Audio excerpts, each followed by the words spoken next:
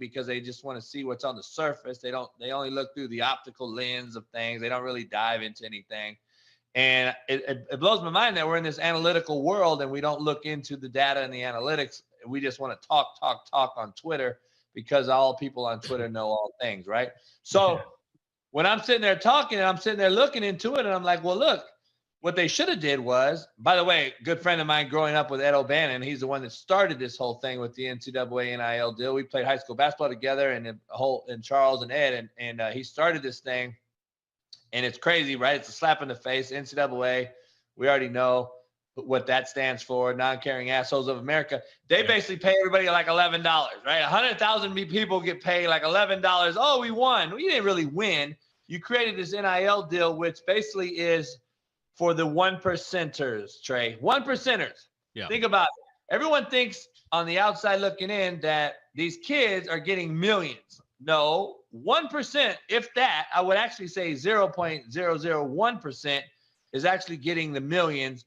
The rest of the percentage, the 99.9% of the kids are average NIL dollar. I don't know if you know what it is, but it's $300.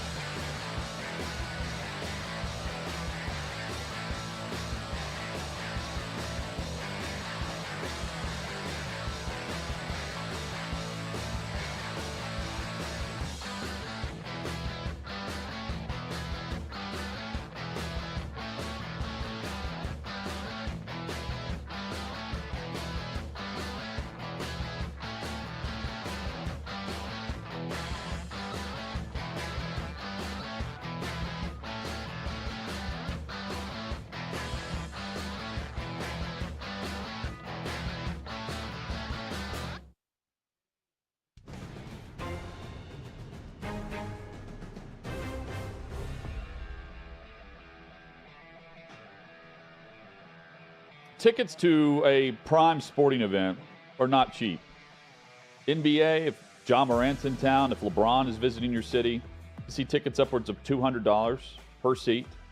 And you wouldn't know that they're sitting out due to load management until maybe as you're on your way to the game itself. Charles Barkley weighed in on that recently on First Take.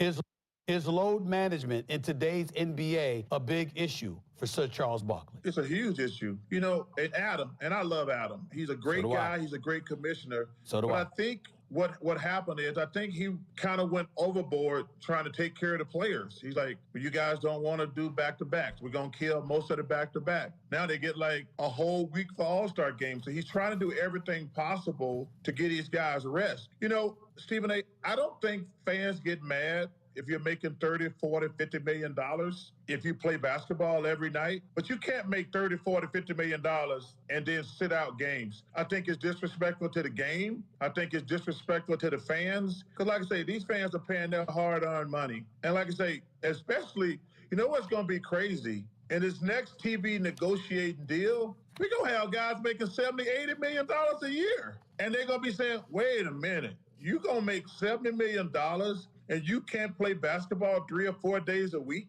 with all the stuff. I mean, they fly private. They got the best medical stuff ever created. And I says, you can't disrespect the fans making $70, $80 million and say, you know what, I can't play basketball 4 days a week. I mean, listen, it ain't like we working in a steel mill, brother. I mean, it's people working in a steel mill every day. I'm pretty sure they tired too, but they go to work every day. So yeah, I think load management is a big deal. And they go on to say they don't really know how to fix the issue. And I don't have a great response to it either. However, the TV networks absolutely do, because in 2020, the league mandated that if it's a nationally televised game, you can't lean on load management. I believe the Spurs were known for this. Of course, LeBron has been doing this for years.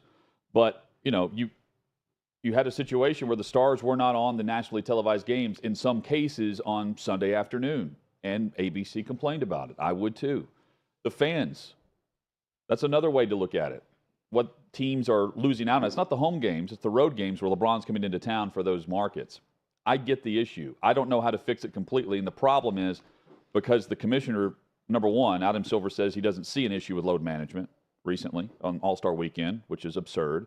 And two, the players run the league anyway. So if the players want to do it, they're going to be able to do it. Period. And that's what sucks about the NBA. Yeah, Charles Barkley had said something at one point, maybe in this interview also, where he said something like, tell the load management issue, tell that to a coal miner. Yeah. Try explaining that to the family of four that spends their money that's not making much at all to go to a game because they want to take their kids to go watch their favorite player, and that favorite player doesn't play. I think one of Charles Barkley's superpowers and super strengths is that he has a ton of empathy and he truly cares about people and he can relate to all kinds of people, including the fans, and he can see things through their perspective. That's a great example of it right there with his assessment of load management. He's not just looking at it as a player. Yeah. He's looking at it through the lens of everyone, and he's given a great opinion. And it affects the product, and he's given his honest assessment of that too. The product of college football, NCAA, they're releasing a statement about Texas A&M. That's next. What you're experiencing is the bold taste of a Southern legend. Old Smoky Moonshine and Whiskey. Authentic Tennessee mountain-style spirits. We believe in crafting flavors that were born from tradition but defy expectation. And pioneering a new experience with every sip. Because if it doesn't do this, it ain't this. Old Smoky Moonshine and Whiskey. Come on, live a little.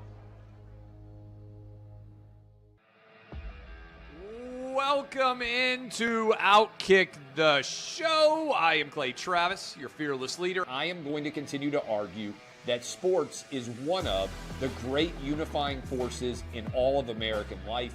ESPN is a sinking ship.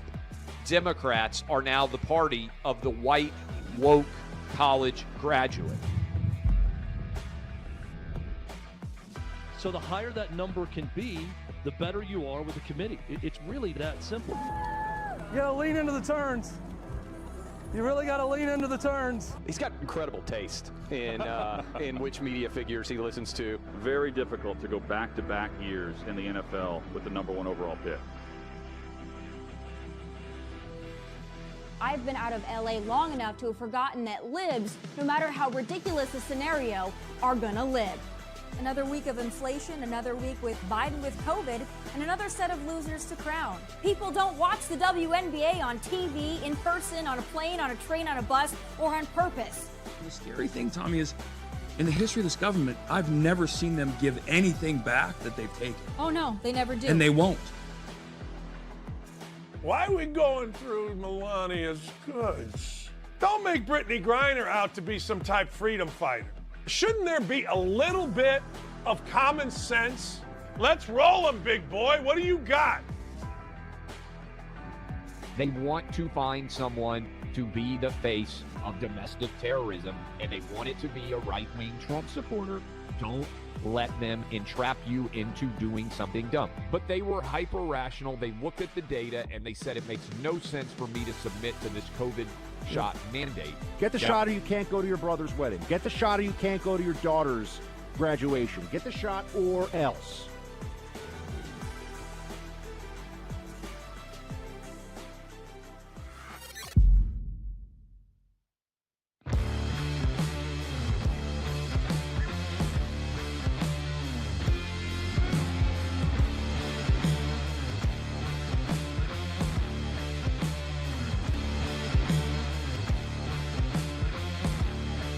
Old Smoky Moonshine and Whiskey, the bold taste of a Southern legend.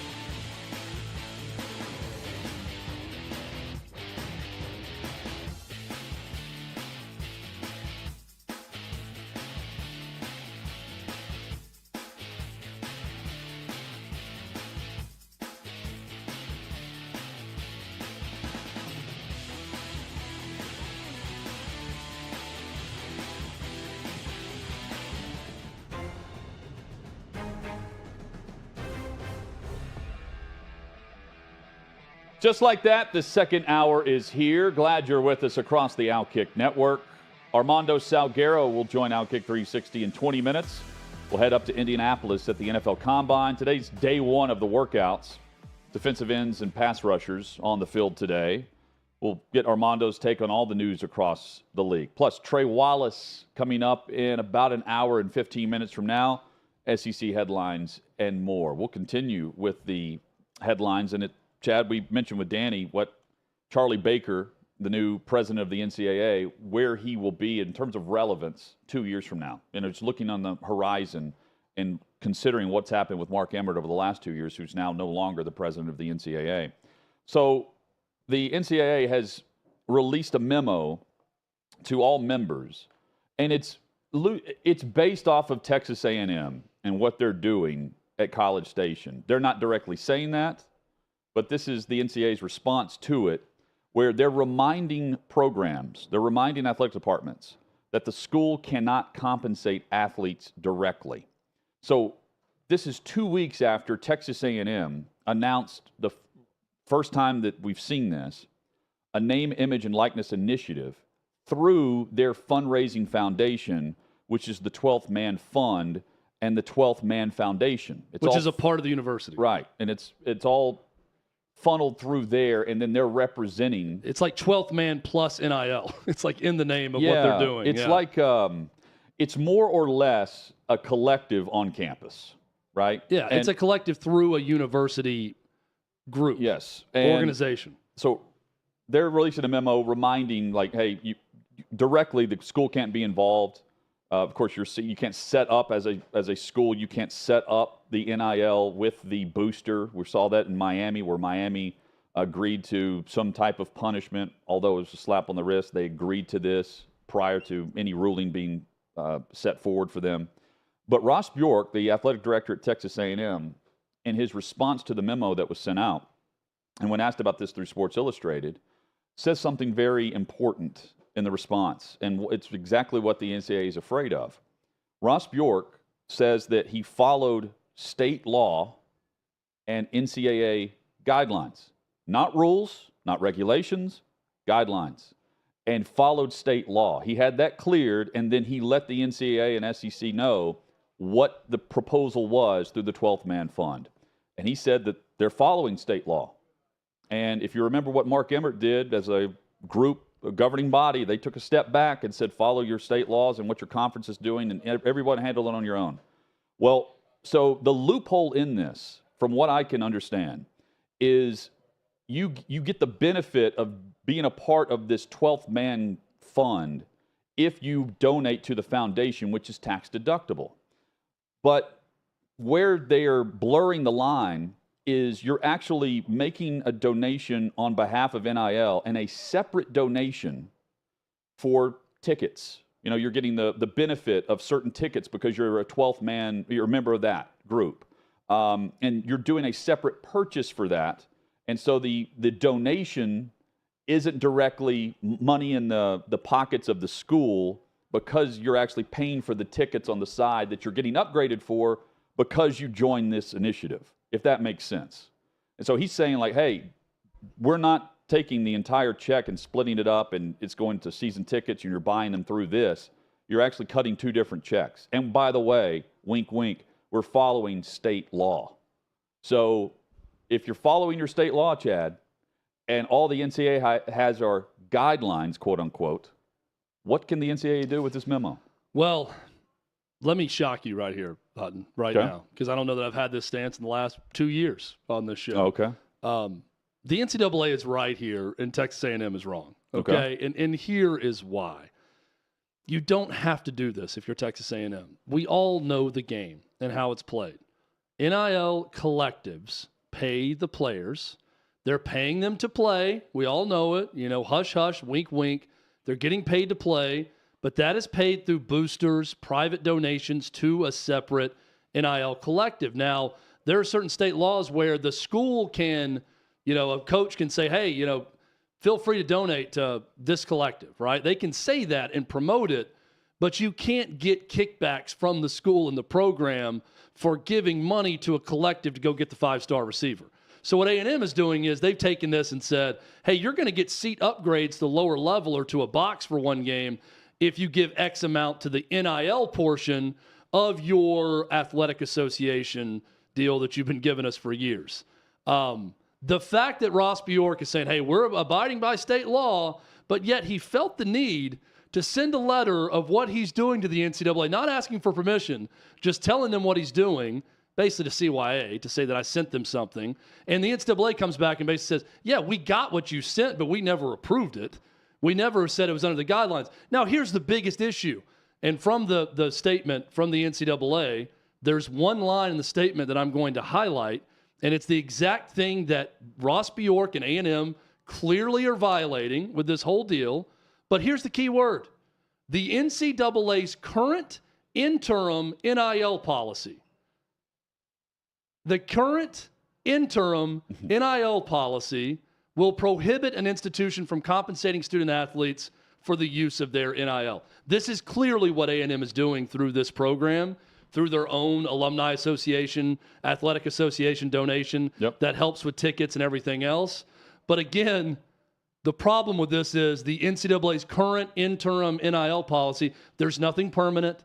There's no true guidelines on it or rules, but Texas A&M and everyone else knows what the NCAA at least has said about it right now, and this is what they have said. So I understand what A&M's attempting to do. They don't have to do it. They're doing just fine in the NIL space without doing this. This is a cute way to basically push the envelope even further and see if you get away with it. And they got their hand bitten back a little bit by the NCAA by sending out a mass email to every school in college sports saying, hey, we're not going to name A&M by name, but you can't do what A&M is doing right now. That is against the rules. Or what? That's a great point. But Stan Wilcox is the one sending this memo. Yeah, I mean, the new president of the NCAA. They could continue to do it in violation of the NCAA rules. What I'm saying is I don't think the reward is worth the risk here.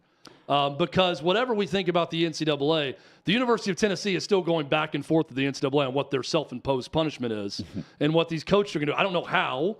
I don't know why, but they clearly do still have some power that Tennessee's not just coming back and saying, we punished ourselves, we fired everyone, we've done this, this, and this to correct it, we're done. And that's not good enough for the NCAA. They're not agreeing upon the self-imposed punishment. So there must be some bit of power left. All I'm saying is A&M knows that they're breaking the, now again, what is it, the current interim NIL policy. They are in violation of that. But if you, the 30,000-foot view of this, A&M, they're looking to have more control over the collectives because right now the administrators don't have necessarily the same power as the collective that's going out and pulling these recruits in, selling this name, image, likeness, putting a partner with the player because the school can't have anything to do with it. And if you find the loophole that Bjork is honest and open about, which is what he's saying, well, we're following state law, and oh, by the way, our athletic department's going to have more say over how this money is allocated and who it's going to, instead of us being told who it's going to. And that needs to be the next step. Arkansas is doing this quietly. There are other SEC schools that this article points to and says that it's specifically in the SEC, athletic departments tell Sports Illustrated they are exploring the concept of running their own NIL operations through their fundraising arms. And the quote from one school official says, "This is going to be the way we all do it eventually." What does that mean for collectives? Maybe they go away. And I think that's what Texas A&M is trying to make happen within their bubble of College Station. And if that happens, great, because I do think the evolution of this that needs to happen, and in part in the beginning, now you're getting some athletic programs saying, we're figuring it out more now. We'd like to have some more control and say over it. Whereas before, it's just like, don't ask me about anything. Don't tell me about anything. Yeah. I don't want to know. Let's let the collectives operate on their own.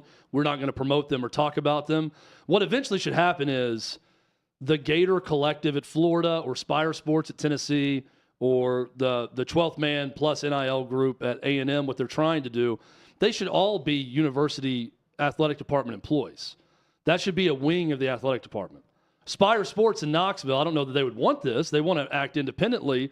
But in all honesty, the way this thing should go now that it's legal is they should be a part of the athletic department and work hand in hand with the athletic director, with the coaches, with the assistant coaches that are recruiting, with everyone. And that way you have more uniformity in terms of what you're doing as an institution. Yeah. And it's not just some group going rogue like the Gator Collective offering $13.5 million for 4 years and then coming back off that and making the whole university look bad. So I understand where it's trying to go or where it maybe should go in the future. But I'll also say, I mean, the NCAA is not wrong. What A&M's doing is in violation of what their current interim NIL policy states. Now, what they can do about it, that's a great question. Here's the other thing. This is what is eventually going to happen. You've got Texas A&M, because they're the example here. We can use Arkansas, too, they're mentioned. They're trying to bring it in-house. If you have Yeehaw and Old Smoky as a big sponsor for your stadium, right? But yet, through the NIL collective, they're now going to take their money and put it through the collective and not the stadium. What the university's trying to do is keep their share and then funnel a sliver of it to the player.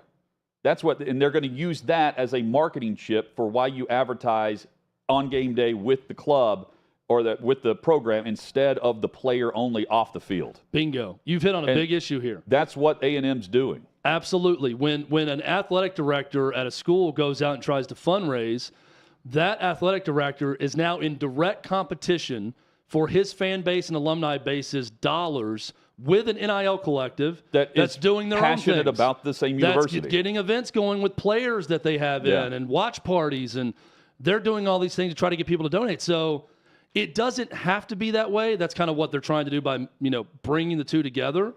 But let's face it, that's what it is right now.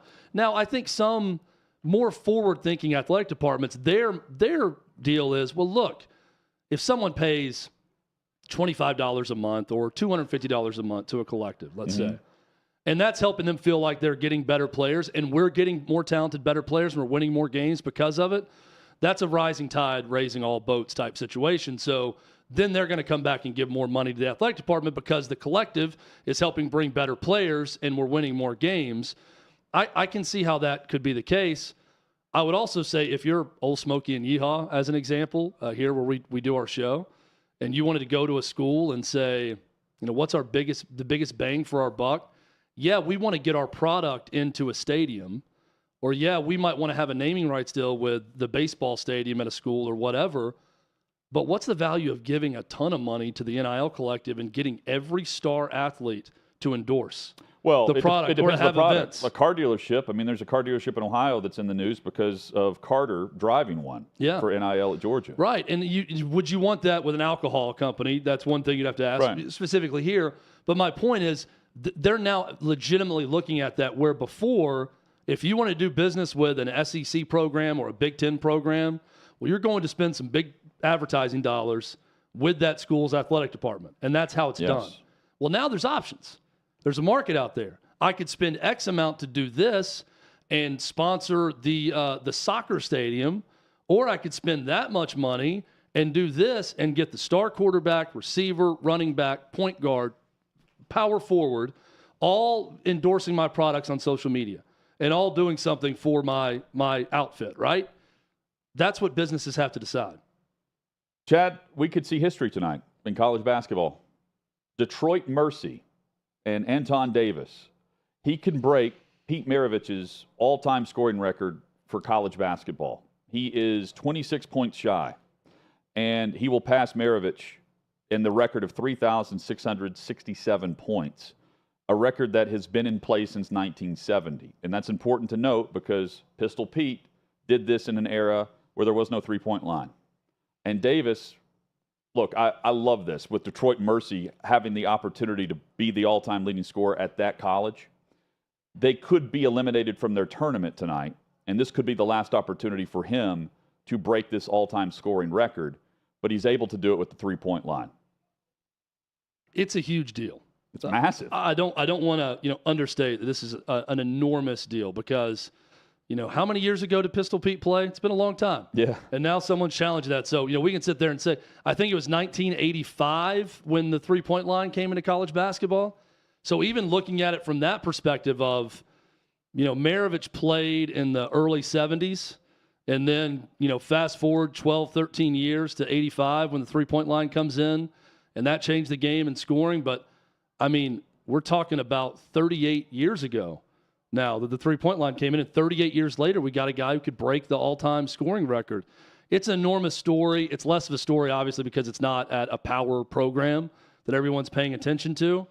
But it's a great story for this kid. I also think that it shines a light on the greatness of Pistol Pete when you inform people that, oh, by the way, he was one of the all-time great shooters and could hit from anywhere. And he did all this in an era where three-pointers didn't count. He shot a lot of three-pointers. He could do that. He would have had a lot more points had it existed then, but there wasn't even a three-point line. I'm fascinated by just the top five, the all-time leading scorers in the schools. So Pistol Pete, of course, at LSU. Anton Davis at Detroit Mercy. Freeman Williams from Portland. Chris Clemens from Campbell. And Lionel Simmons from LaSalle. Those are your top five all-time leading scorers in college basketball. I would like to do a study on the success those teams have had while these guys scored that many points. But because here's the kicker. I think there is a direct correlation. And Pete Maravich the same way. He didn't have a ton of success as a team in his time at LSU because Kentucky was a great example. Kentucky's Adolph Rupp's philosophy against Pistol Pete was, we'll put one guy on him and he's going to light that guy up and score a bunch, but we'll shut everybody else down and we'll win. And they'd win by 15, 20 points, letting him score 60 in the game and not having an issue with it. So I'd like to see the overall top 10 and then see their career records as a player. Well, to see if there's something there. So this is his fifth year of eligibility. What I don't know, and looking through this story, because the COVID year, you got the bonus year. I'm talking about Davis. What I don't know is if their season was played or not in the Horizon League. So I don't know if this is really only 4 years or if this is actually the fifth year and he's played all five. Sixth year? You got guys with 6 year of eligibility now too. Yeah. Well, this is his fifth season.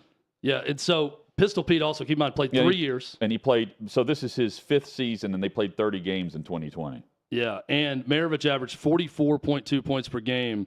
Davis averaging 25.4 points per game. I'm guessing that's over the course of his career, Davey, that he's averaged 25. So Big difference there, and to do it in 3 years. And this guy's already the all-time leading scorer from beyond the arc.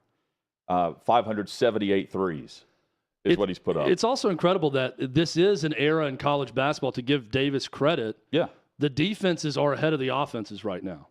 I think defensive basketball, at least this year in college basketball, is way ahead of offense with most good games that you see. And here's a guy who's on the precipice of breaking the all-time scoring record. Pretty cool. They take on number 1 seed Youngstown State this evening at 8 o'clock. Coming up, we'll head to Indianapolis, and we'll chat with Armando Salguero on all of the big NFL headlines next on OutKick 360.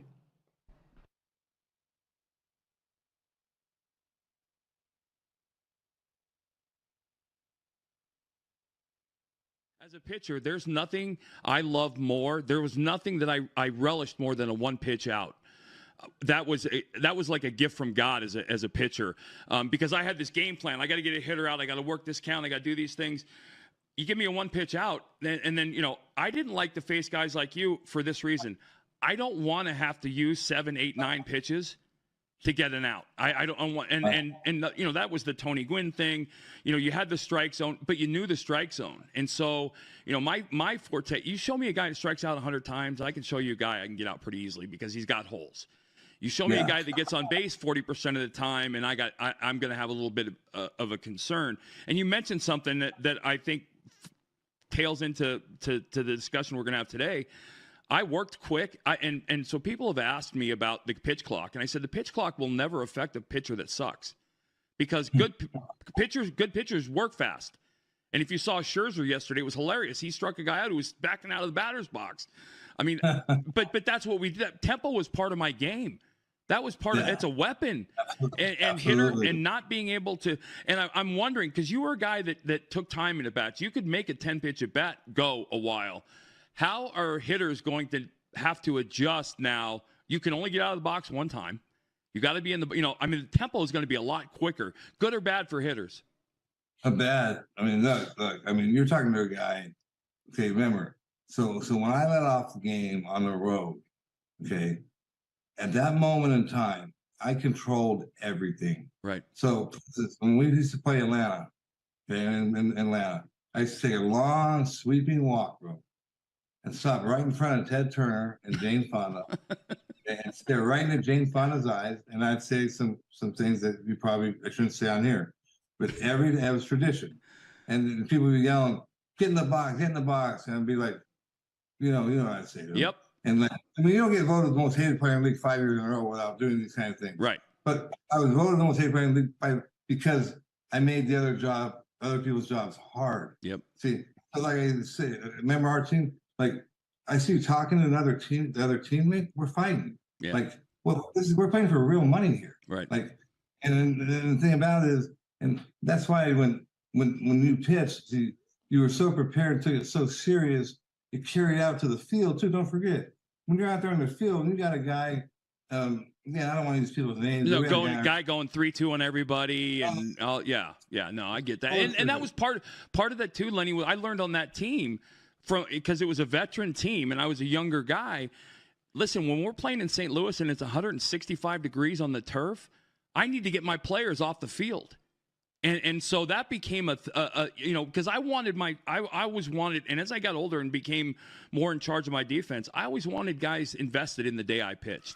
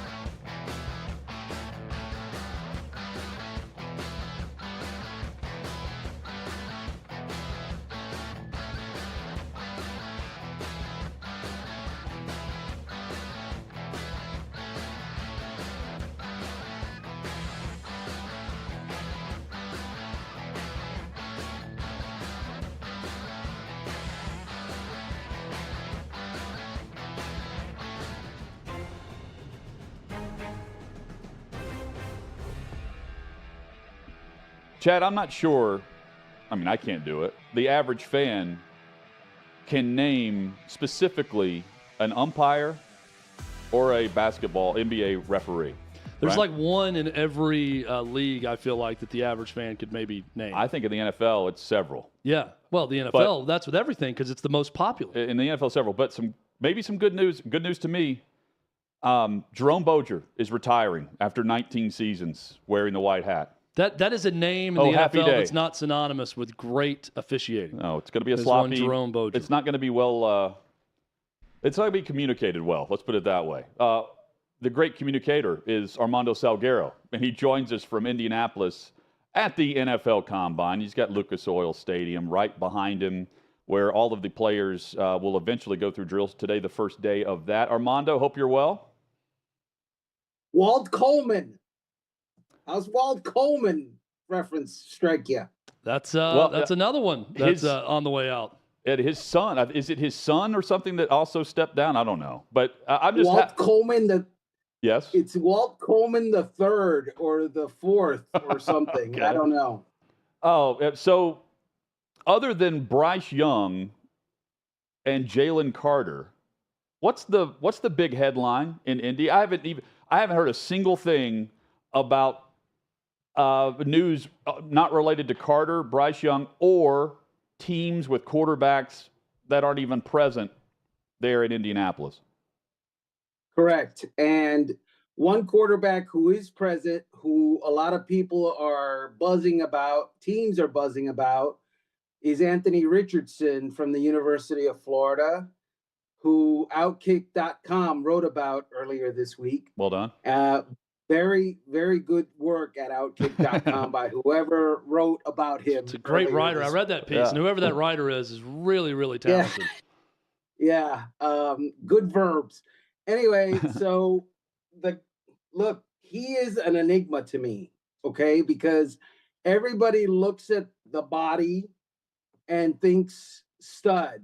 And then you look at the body of work and think potential for huge bust, because the tape on with rare occasions is just not there. I mean, obviously he had a great game against Utah, and he had that huge run against LSU last year, which doesn't happen very often, by the way. You don't go 80 some yards against LSU and that defense and you're a schlub. You got to be some kind of athlete to be able to do that, because they put athletes on the field. So Anthony Richardson is both of those. He is incredibly promising and incredibly scary, because he can be, an elite quarterback someday, or he can be the reason somebody gets fired. Armando, and I read the piece on Richardson and enjoyed it. And I keep thinking about positionally, when you talk about underwear Olympics and where guys look the part but haven't necessarily played the part. When it comes to film, and where you reach on a guy that looks the part that hasn't played the part at different positions, and where that works out more often than not. I think pass rusher, for instance, maybe corner at times. Like, you can go get tangible qualities, and they could turn out to be really good pros. I've just never looked at quarterback as that position. When you talk about the guys that athletically are so gifted, but the tape doesn't match up with them, there's just, I think, so few examples of guys that have worked out. Maybe Josh Allen is the top one that comes to mind right now based on his stats at Wyoming, but he had all the physical tools. What do you make of that with what you see covering the combine year in, year out, of guys you hear that get momentum, and how it breaks down by position and where it may work out more often than not, as opposed to maybe quarterback? Kicker. Yeah. No. Physically, you want Sebastian Janikowski. The bigger the kicker, the better. Yes. That's what I've always said. Kicker, it works out. If the guy has, a leg that is 3 times bigger than the other leg, typically that leg is going to hit the ball and strike the ball really, really far. Guys, let's be clear here, okay? Most of the teams, I would say 99% of the time, they come to this combine knowing that what they have seen on tape is the truth, and what they see on the field here on, over the next couple of days is just, marginal. It's off on the margin somewhere. The real accomplishment for teams here is done in the meetings that they have with the players, where they try to get inside the players' minds, inside their soul even, to understand who those people are as human beings. That's what they're really looking for here. Guys that run 4.3, in the 40 all of a sudden, or even not all of a sudden, run 4.3, but haven't shown that on tape. Most teams are not fooled by that anymore. There's still rare occasions where teams get fooled by that, but there have been just too many instances where the workout warriors fool teams into picking them where the tape says, no, you shouldn't do that. And you get burned for it. You really do. So I'm glad you mentioned 4.3 40 guys, because in Phoenix, the Super Bowl, we had a chance to talk to Jalen Hyatt, who said his goals were on a 4.29 40. And some comparisons with him to some guys that honestly aren't that favorable, that shot up the draft boards into the first round, that are just really fast. But when you look at Hyatt, who had a great season this last year with Tennessee and won the Blitnikoff Award, but not a great overall career, what do you think, Armando, what do you think NFL executives will think about Jalen Hyatt based on the fact he is probably going to run a very good 40 time? Right. That's different now. Yeah. Because you have at least the introduction to a body of work, right? Now, a one-year wonder is not better than, 3 really good years or 2 even really good years, but it's not like you're picking a speed number. And we have to understand, and I often am guilty of forgetting this. Today, we're talking about 21, 22, 23-year-olds, okay? There are quarterbacks in the NFL that are 24 years old. And we're making decisions on whether they're, in their third year busts or not. And they're 10 years, maybe 8 years from their prime. So we have to pump the brakes a little bit on the fact that, they haven't showed us everything that we want to see yet. Well, of course not, because they're barely out of their diapers. They don't know how to tie their shoelaces yet. Let's give them, that's the beauty of extrapolating and projecting, which is what draft selection is about. Some teams are better at it. Some teams are not. There are very few Javon Curses that come out looking like, Adonis already, in rock and stone and ready for the NFL wars. They just don't happen. Did the Houston Texans really try to make us believe that they're not taking a quarterback at number 2? Did that happen? They're so dumb. They are like, they're going to take a quarterback, obviously. Yeah. Okay. But Jonathan, to be very frank with you, Nick Casario's got that New England, I'm smarter than you vibe going on that has only worked one time. And that is when Tom Brady was in the building. That's the only time the New England Patriots, I'm smarter than you approach has worked. It didn't work in Miami with Brian Flores. It didn't work in Detroit with Matt Patricia. It's not worked with Nick Caserio in Houston. It didn't work in Denver with Sean McDaniels. It's not worked in Las Vegas with McDaniels either. And so give me a break on the, we have ways of doing things that we're going to do it with, and we have a belief system, and quarterbacks are one of 11 and they're not any more important than the next guy. No, you're wrong. The quarterback is the most important guy, and anything that you say that's not that means you're an idiot. So I don't want to hear it. Can also go read at OutKick Armando's column on the Bengals and the example of how you stay good is more difficult than becoming good because you eventually have to pay your quarterback. Joe Burrow, Justin Herbert's in the same lane. Joe Burrow's eligible for the contract extension this offseason. What are you hearing on that front from Cincinnati? They're negotiating. They're going to do it. They need to do it. But the number is the rub, obviously. I had one NFL person who told me $60 million per year. Wow. Okay.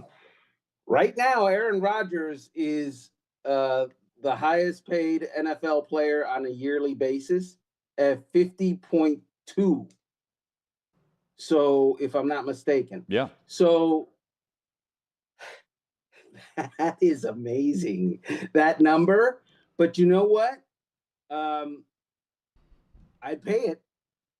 I would definitely pay it. And I'd be happy that it's not 60.1 because Joe Burrow has proven in year 3 that he can carry a franchise.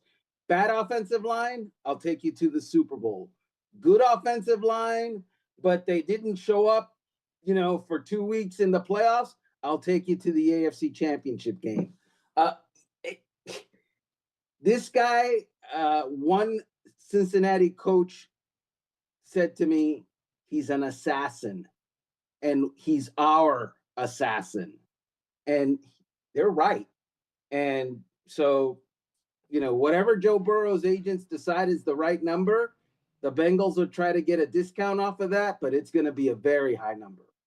So the NFL Combine also serves as kind of a giant NFL convention for everyone around the league and also everyone who covers the league. Armando, you mentioned Aaron Rodgers. Where does Aaron Rodgers and what he's going to decide versus what the Packers are going to decide and the New York Jets and all of that, where does that rank on the list of priorities to discuss with your fellow media members when you're talking NFL at this Combine?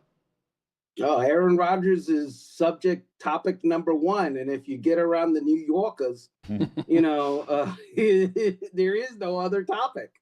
The New York Jets are high on Aaron Rodgers. They want and moreover need Aaron Rodgers. And the reason that they need Aaron Rodgers is because they need to make the playoffs in 2023 so that they continue to feed their families with jobs.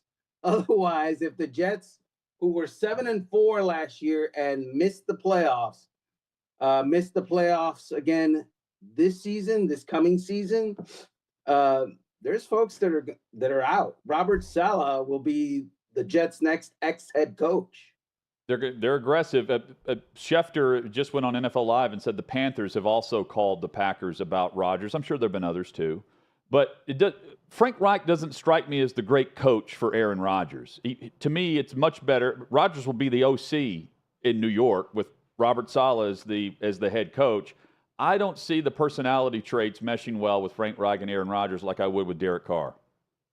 No, I think that Frank Reich and Derek Carr are a better match than Frank Reich and Aaron Rodgers. I think that Derek Carr and Frank Reich are of like mind. They are of like faith. They are of like, background kind of in that, those are two people that are pretty good at what they do that were kicked to the curb by the teams that they were doing it for. And that similar experience, we forget the Colts, they were 3-5, I believe. Was it 3-5? Yeah, 3-5 when Frank Reich was fired, and they won one game the rest of the year. So it was a flawed roster and a flawed team that had a lot of injuries, and the quarterback, got suddenly old all of a sudden. But Frank Reich had him, teetering on 500, and then he left, and they were bad, that just outright bad. And so I think he's a pretty good coach. He's a pretty good leader, and he knows offensive football, and he can teach offensive football.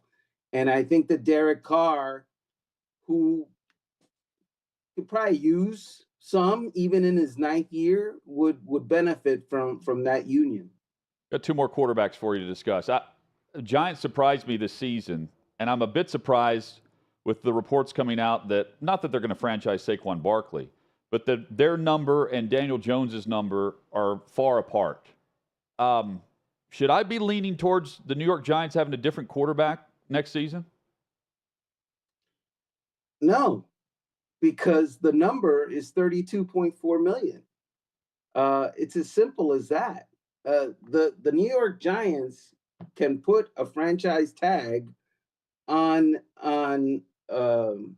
Daniel Jones if it doesn't work out, and it will be $32.4 million.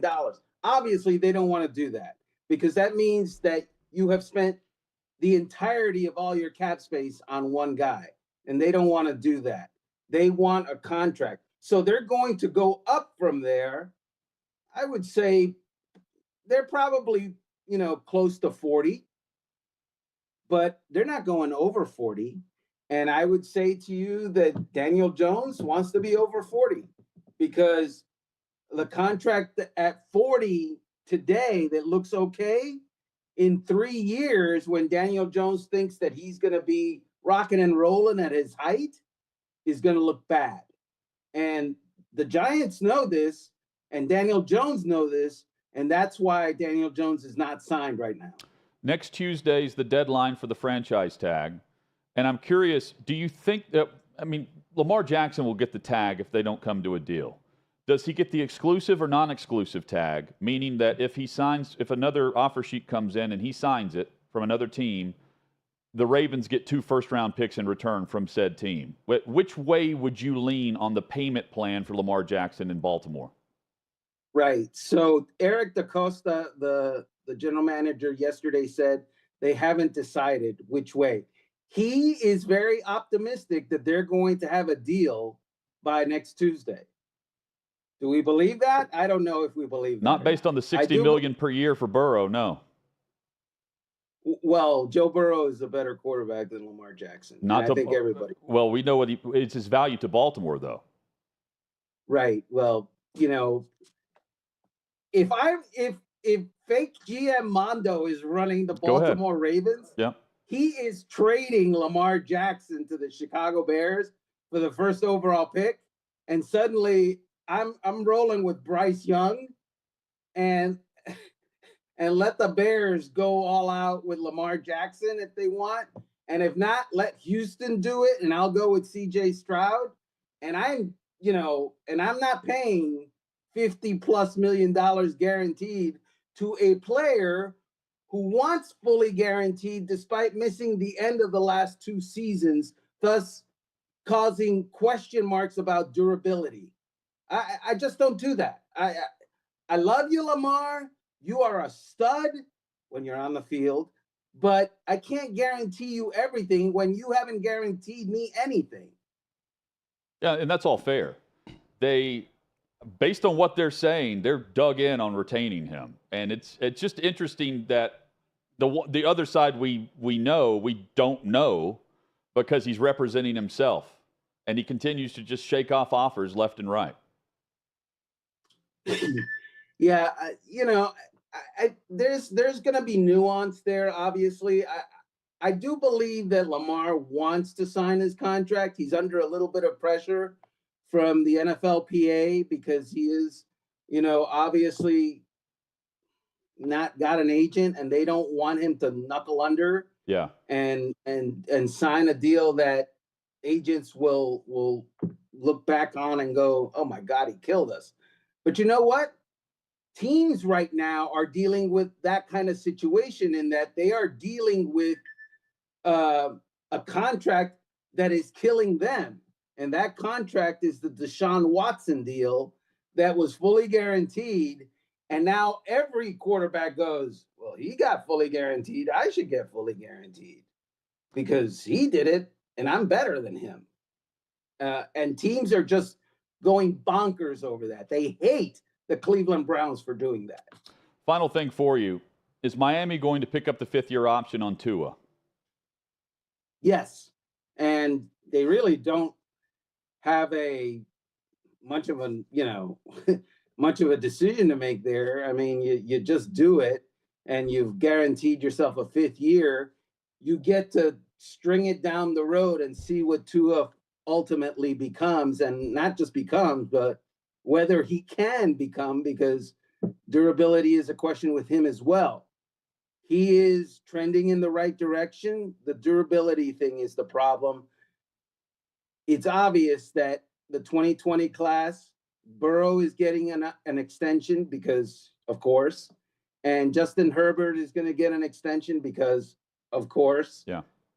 Tua, that's not going to be an extension. Yep, and then it's a very affordable fifth-year option for a starting quarterback. I think it's, $25 million, something like that. When you compare that per season to what the others are getting, you pick up the fifth-year option, and you can always extend him if he's really good after next season too. I mean, not just that, but you can franchise him. So right, oh yeah, sure. They've got him for 3 more years, whether he loves it or doesn't love it. It's going to make Caleb Williams upset because he says he wants to play for Miami. Gonna have to wait. Yeah. Gonna have to wait. Gonna have to sit behind Tua. Yep.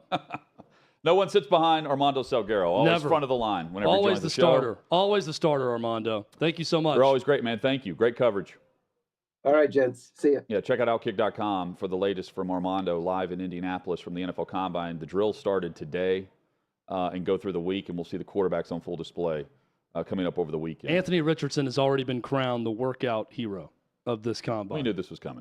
Based on everything I've read, he's already won the award. He is the workout champ. But wait until Will Levis throws.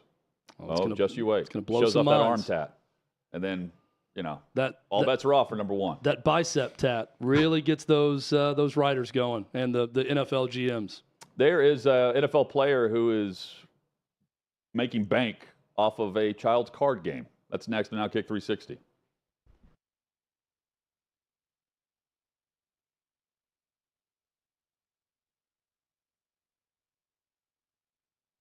Yeah, man, thanks for coming on. And so much to talk about. And I kind of just want to dive right in as somebody that I watch your show, and these are conversations that you have had in the past couple of months. And, NIL is such a game changer when it comes to different aspects of college sports. And we're starting to see that influx when it comes to boosters, people around the program, how schools are navigating. Before we get into like the inner wellings of it, what's been your thoughts on how this has played out over the last 2 years?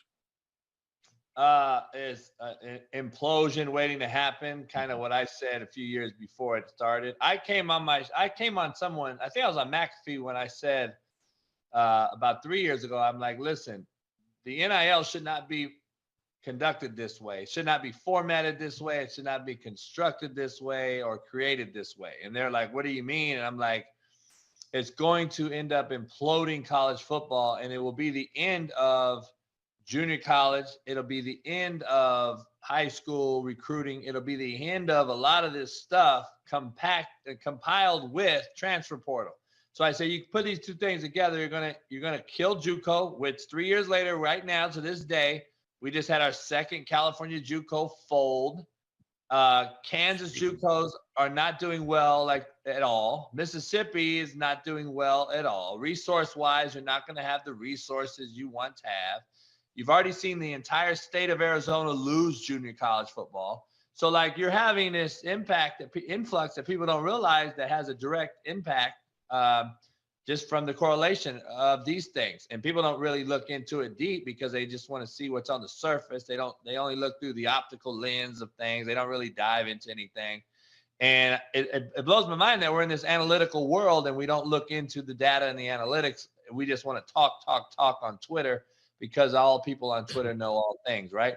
So when I'm sitting there talking and I'm sitting there looking into it and I'm like, well, look, what they should have did was, by the way, a good friend of mine growing up with Ed O'Bannon, he's the one that started this whole thing with the NCAA and NIL deal. We played high school basketball together, and Charles and Ed, and he started this thing. And it's crazy, right? It's a slap in the face. NCAA, we already know what that stands for, non-caring assholes of America. They basically pay everybody like $11, right? 100,000 people get paid like $11. Oh, we won. Well, you didn't really win. You created this NIL deal, which basically is for the 1%ers, Trey. 1%ers. Yeah. Think about it. Everyone thinks on the outside looking in that these kids are getting millions. No, 1%, if that, I would actually say 0.001% is actually getting the millions. The rest of the percentage, the 99.9% of the kids are average NIL dollar. I don't know if you know what it is, but it's $300.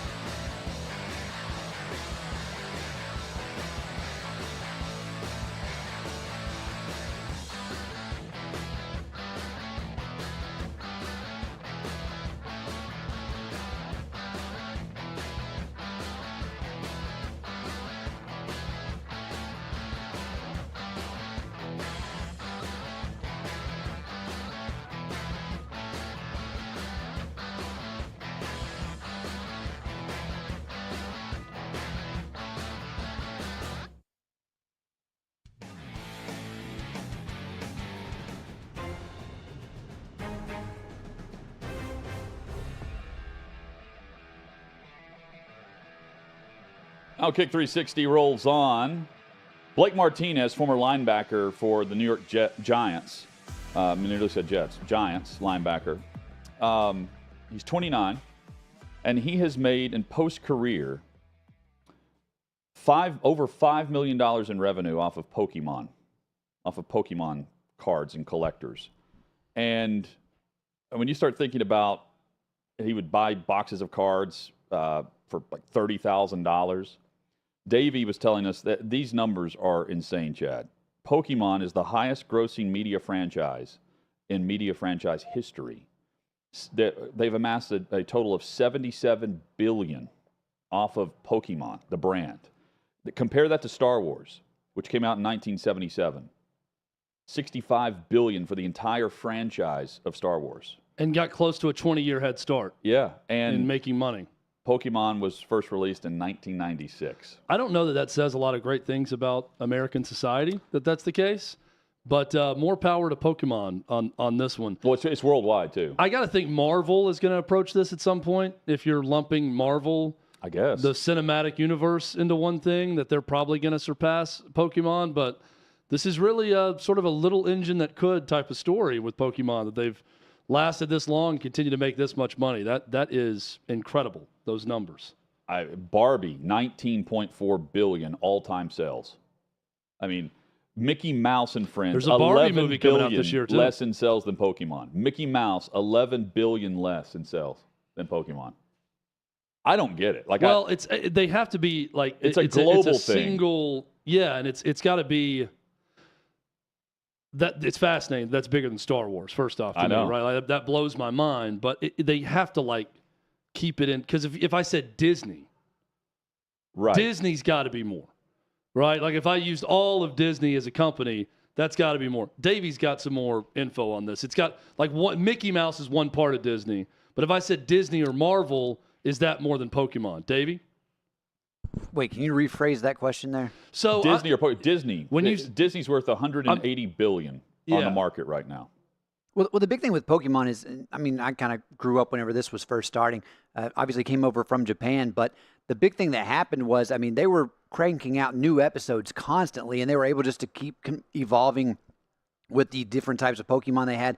I know several years ago, Pokemon Go was released, the app, and that was like a worldwide phenomenon. And I know you could do in-app purchases through that, but I mean, it's a huge brand. Like I've worked with kids in the past, and it is something that's just transcended time for the last 25 plus years. Davey has never been less cool than that right there. I don't know, man. That knowledge of that right there, that's the least cool moment I drink and I know things. I feel dumb for not knowing that this is the highest grossing media franchise. I had no idea. I mean, I have no response to it. I'm silenced. 180 billion right now on the New York Stock Exchange. Disney's a lot of media franchises, though. I feel like, in one. It owns us all. Yeah, pretty much. Headlines next, including Bruce Pearl and his rant.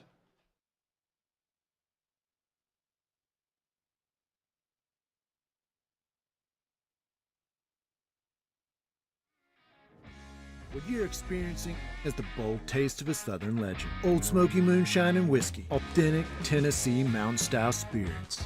We believe in crafting flavors that were born from tradition but defy expectation. And pioneering a new experience with every sip. Because if it doesn't do this, whoa, it ain't this. Old Smoky Moonshine and Whiskey. Come on, live a little. Welcome into OutKick the show. I am Clay Travis, your fearless leader. I am going to continue to argue that sports is one of the great unifying forces in all of American life. ESPN is a sinking ship. Democrats are now the party of the white, woke college graduate. So the higher that number can be, the better you are with the committee. It's really that simple. You gotta lean into the turns. You really gotta lean into the turns. He's got incredible taste in which media figures he listens to. Very difficult to go back-to-back years in the NFL with the number 1 overall pick. I've been out of LA long enough to have forgotten that libs, no matter how ridiculous the scenario, are gonna live. Another week of inflation, another week with Biden with COVID, and another set of losers to crown. People don't watch the WNBA on TV, in person, on a plane, on a train, on a bus, or on purpose. The scary thing, Tommy, is in the history of this government, I've never seen them give anything back that they've taken. Oh no, they never do. And they won't. Why are we going through Melania's goods? Don't make Brittany Griner out to be some type freedom fighter. Shouldn't there be a little bit of common sense? Let's roll them, big boy. What do you got? They want to find someone to be the face of domestic terrorism, and they want it to be a right-wing Trump supporter. Don't let them entrap you into doing something dumb. But they were hyper-rational. They looked at the data, and they said it makes no sense for me to submit to this COVID shot mandate. Get the shot or you can't go to your brother's wedding. Get the shot or you can't go to your daughter's graduation. Get the shot or else.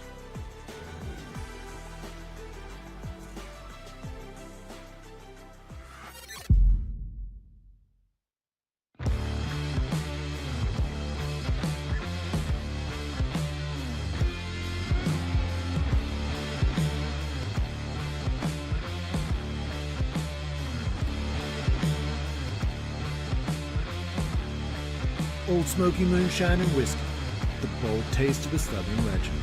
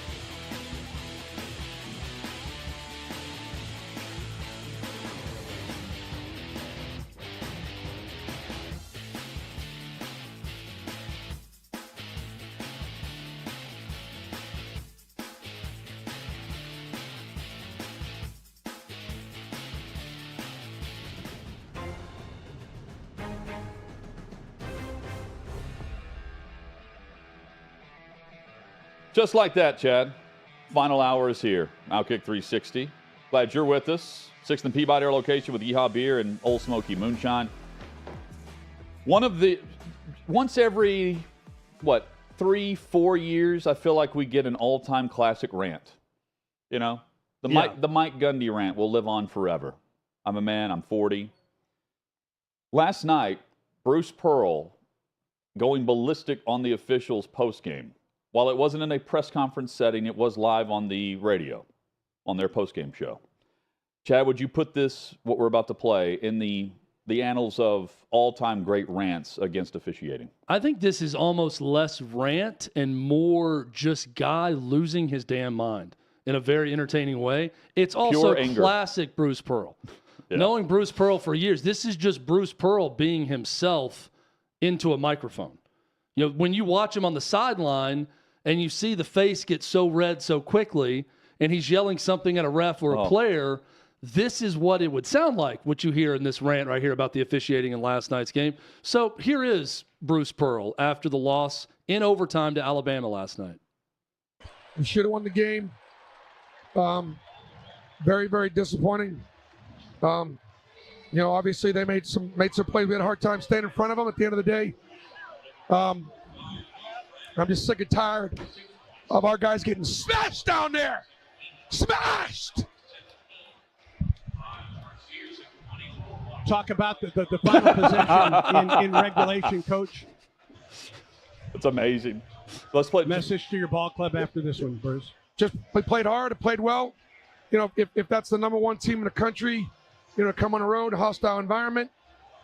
But we needed that one to get the NCAA, and we didn't get it. Dylan Cardwell's hurt. He's probably not going to play against Tennessee because of his injury. We need his physicality. He got fouled down there at the end of the game. So, Coach, just talk about what Saturday represents now. We'll get ready to play Tennessee. We were incredibly outmanned at the end. Had 4 guys on the bench in foul trouble. Joke! Auburn head coach Bruce Pearl joining us tonight. The professionalism of the Auburn broadcasters, the best part about that. Coach, talk about your effort tonight after a little bit of silence after he was talking about the guy getting smashed. So normally I would say post-game interview, if you're angry, you take it from like a 7 and crank it up to 11. Yeah, you can feel it building. Yeah. There, like the ending of the first answer. 3 to a 12. Yes. Quickly. And lightning fast. Lightning fast. And then the end of it with, what's the message to your team moving forward? Well, we're going to get ready to play Tennessee, and that's what we're going to do now. And then it's a joke. And then slamming the headset down after yelling cheers it's a joke. The 10 fans behind him. Oh, it's great. And if you're watching us, you see the video. There's like some Alabama fans. It's just a still camera shot on someone's computer probably that's facing out to an empty chair. But you see some Bama fans sitting front row watching the interview and listening and sort of applauding. Bruce Pearl, like, hey, get out of here, with the L. You're the Auburn coach after he gets upset about it. Bruce Pearl's got a gripe. Dylan Cardwell was just wiped out, and there was no foul call. There was another controversial time where Quinterly just assaulted someone down low, and they didn't call it. I know I got to be careful with assault when we're talking about Alabama basketball. But assaulted someone down low, and they didn't call it also. But I'm looking at the replays of the no calls, but then they go to the review, and then they end up ejecting guys and fouling. They end up with how many people on the bench fouled out? He said three. He said starters? 4 guys, 3 or 4 guys on the bench with fouled out or with foul problems. So it was an intense, physical game. I will say Auburn, to their credit, and Tennessee did a lot of this too. They frustrated Brandon Miller a lot in this game. He had multiple turnovers, did not shoot the ball well, did not have one of his better games, because they really got up and pressured him. If you have the ability to do that, you can sometimes affect him that way. Not everyone can do it, but I thought Auburn did a good job of that. They're up 17 points in the second half, and Alabama goes on a 16-0 run, and it was back and forth the rest of the way. It goes to overtime. Look, that to me, Bruce Pearl encapsulates it better than almost anyone, but that's the emotion of sport that we're watching right there. I'm watching that, and again, it's very uncomfortable to me with the whole Brandon Miller saga and everything else, but you're watching Alabama. They won the SEC regular season title in overtime with that win. They rallied from 17 down. Nothing was really going their way. Auburn's hitting everything from 3. They've got the exact game the way they need it to be. Katie Johnson is knocking down crazy threes. They're at Alabama. They win. They're comfortably in the NCAA tournament, winning on the road at Alabama, who may be the number 1 overall seed. And then it is taken from you. Heard Bruce Pearl say it. He said, we needed this one to make sure we're in the NCAA tournament. We didn't get it. And then the emotion of him being upset with the officiating. And also, I think, deep down, probably trying not to say something too specific to get fined by the conference for talking out about it. But look, that was a very, to me, just a human, natural moment in sports, right? I mean, how many Auburn fans last night were saying the same things Bruce Pearl was? He just happened to say in his post-game radio show. I had a coach growing up that would yell at me that way. Oh, yeah. Coaching. It was just a commonplace. If you've played sports long enough at all, you've got a coach that yells in that fashion. 7th and 8th grade basketball. You just don't often hear it on the post-game show. So that's why, look, I'm thrilled that Bruce Pearl did it there so we could capture it. And again, the unintentional comedy of the play-by-play guy. Well, okay, coach, what's the mindset? What do you tell your guys after this? And you could tell they've been around him a lot. And they're like, this is not probably going well. And you could see it in his face. But also, it was just the blood was boiling. They have the live cam going, but you can't see them because they're both standing up. I wish we could see them. Yeah, but that makes it even better. Is they're just standing in front of the camera, but you can't really make out who is doing what. And I'm picturing Bruce Pearl yelling this and how red he must be. Beat red from it.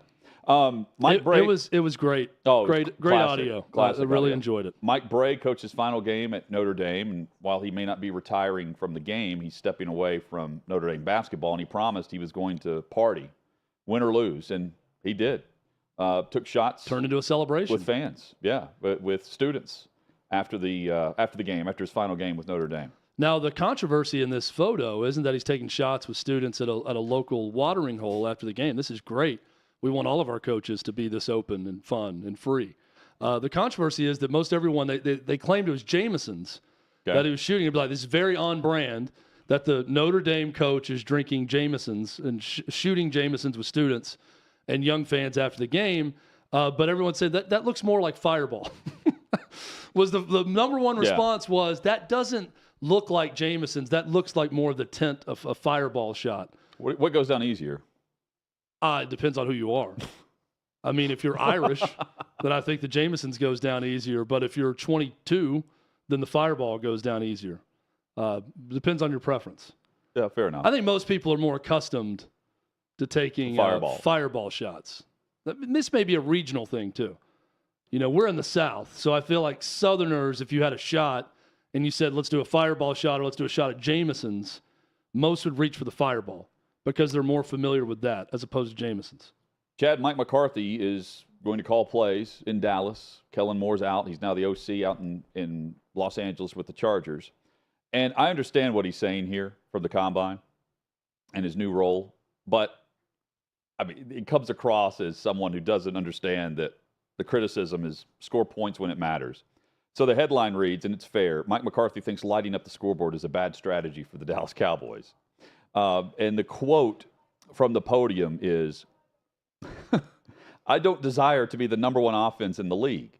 I want to be the number one team in the league with a number of wins and win a championship. And if we got to give up some production and take care of the ball better to get that, then that's what we'll do because we have a really good defense. Yeah, when you hear his full quote, it makes total sense. But what's the buzzword? Complementary football. Yeah. That's what everyone wants to talk about. We want to play complementary football. Or defense complements offense. Offense complements defense. Special teams complements everything. And we're going to be a complementary football team. I totally get what he's saying in that it's not worth it if we're throwing too many interceptions because we're trying to force the ball or we're trying to make the big play. And the defense is back on the field. There are times where we probably need to be a little more cautious and not turn the ball over because we also have a really good defense. I totally understand that. Now, I'd also say this is a great way to set expectation low. If you're the head coach that's taking over play calling. We just got rid of our OC, and and he specifically mentions Kellen Moore in part of his answer. I've been where Kellen has been. Kellen wants to light up the scoreboard, but I want to run the damn ball so I can rest my defense. Yeah. Jeff Fisher would be proud. Jeff Fisher, I mean, there's a lot of coaches that would be proud. Vince Lombardi would also be proud. And look, it's a stellar move. Again, if you're replacing your offensive coordinator and taking over that role, to just say, if someone wants to blame the lack of point production, don't blame me. Because I told you guys, I'm not interested in being the number one offense in the league. We want to win games. So if that production goes down a little bit, Mike McCarthy can easily point to, this is what I said would happen, and I wanted to set the bar a little bit lower for himself. Smart. Interesting quote as well out of Minnesota with the Vikings and general manager Kwesi Adofo-Mensah, who at the podium, then off the podium at the combine, the local writers and reporters gather and ask the local questions specifically for those outlets. And he said that the team will keep Justin Jefferson in its conversations about roster building, adding, quote, he's a unique enough player, and I think that's probably right. And then more on Jefferson. He's aligned with Kevin and I and the Wilfs. He just wants to win. It's the coolest thing to be around. So for certain, he's someone we're going to keep in all of our conversations. We treat everybody with respect, and we understand we need their buy-in. That from the general manager, who is, of course, going to make Justin Jefferson extremely wealthy. Look, if you want to go to the player because it's a position they know or, it's affecting their offensive side of the ball or whatever it may be, with personnel to sit, that's fine. If you know the player's as great as Justin Jefferson and you want to include him some in the process, you can talk to him and bat things around. I also go back to when we played Charles Barkley's comments about Adam Silver and warning against, doing too much for the players and giving too much to the players. And eventually they take and take and take. And we get a situation where there's load management issues in the NBA, which should not be happening. So I would warn against that. Yeah. Justin Jefferson is going to be paid highly for a long time to be a wide receiver in the NFL. I'm not going to include Justin Jefferson on personnel decisions if I'm the general manager. If he's the quarterback and you're talking about bringing in a lineman or a receiver, I get it. And he's your franchise guy, you're going to talk to him about it. We talked about this when the Packers drafted a quarterback in the first round and didn't help out Aaron Rodgers. I would be pissed if I was Aaron Rodgers and you had the lack of offensive line help or receiver help. At the time, he had no weapons around him. And this is exactly why Stephon Diggs wanted out. Yeah, I don't like this. I don't like including receivers I think in personnel decisions. This is part of the negotiation, though, because they have made it a priority, and they should. It's a no-brainer to extend him. He's eligible. But the quotes are putting everything, like they are just making sure that Jefferson knows he is loved. And it's unusual because it's not the quarterback. Minnesota is the weird outlier where in any other offense where the quarterback is producing the type of numbers to the receiver that Jefferson put up. He nearly had a 2,000-yard receiving season. Normally, the quarterback gets some of the rub on that, the credit. Cousins isn't mentioned in that discussion. And that's why this negotiation is so fascinating, because Cousins will be back. The question is for how long and what they do behind him this offseason and whatever can be done in free agency or the draft. But the quote I don't want to be the Vikings GM without that guy on our team. So it's a high priority, talking about the extension. We've got to make sure we do it in the order that we can do it in, obviously, given all of our other decisions we have to make. But keep in mind, Diggs wanted out. Minnesota traded him before the current GM left. Tyreek Hill tapped out. He wanted out of KC. He got paid. A.J. Brown got paid. Yeah. They're going to make sure that this guy's happy. And this is how you go about doing that. Sure, and there's a way to do that, I think, separate of, keeping him in on personnel decisions. And I would also say it's probably not that involved. They're just like, hey, man, we're thinking about these guys. What do you think? And they'll just go about, right? they'll go about and do whatever they want separate of him, but they just want to make him feel included. I would just say buyer beware on this, right? You can make guys feel wanted and loved and negotiate and give them the money they feel they deserve and keep them happy within your organization without, bringing in your wide receiver, albeit a star wide receiver, into personnel decisions. And they've got Dalvin Cook and then Kirk Cousins, who, of course, have contract decisions to be made as well. Hit us up on social at OutKick360. Trey Wallace is just around the corner. We'll talk SEC headlines with OutKick's Trey Wallace next on OutKick360.